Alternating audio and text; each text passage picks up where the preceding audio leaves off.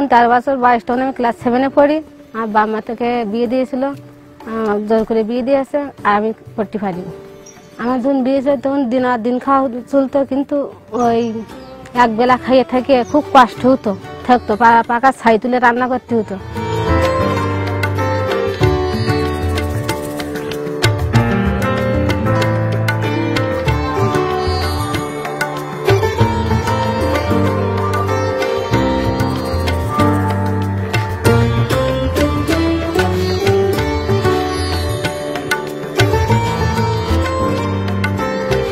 সমিতি থেকে কিভাবে সবজি চাষ করতে হয় আর কিভাবে ভার্মি কম্পোস্ট তৈরি করতে হয় এই বিষয়ে ট্রেনিং পাইছি। আগে আমরা কেমিক্যাল ব্যবহার করতাম, যার জন্য পরিবেশের ক্ষতি হতো, মাটিরও ক্ষতি হতো।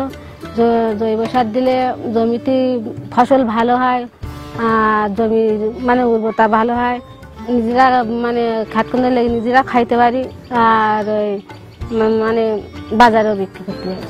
তারপর সবজি দিতে মানে সমিতির থেকে 20,000 টাকা লোন নিয়েছিলাম। লোন নেওয়ার পরে সেই 20,000 টাকা দিয়ে আমি সবজি করেছি। আমি সবজি বিক্রি করতেছি। সবজি বিক্রি করে যে টাকা লাভ হয়েছে, লাভের টাকা দিয়ে আমি একটা গরু কিনেছি। গরু মানে গাই দুধছি, আর গরুর গোবর আমি খেতে ব্যবহার করতেছি জৈব সার হিসেবে। গরুর দুধ বিক্রি করতেছি, আর পাশাপাশি বাচ্চাদের খাদ্য দিচ্ছি। আর বছরে একটা করে বাচ্চা পাচ্ছি।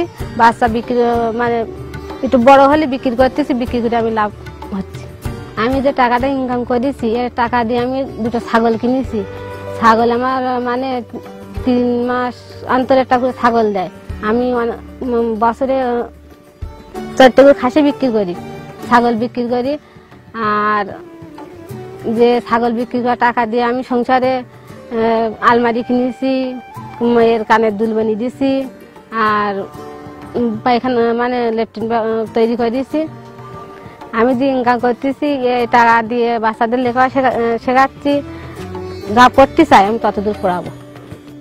আগে যে কষ্ট হতো এখন সেই কষ্ট আর নি বলে খুব ভালো লাগতেছে। আগে আমি বাইরে যেতে পারতাম না, এখন বাইরে যেতে পারতেছি।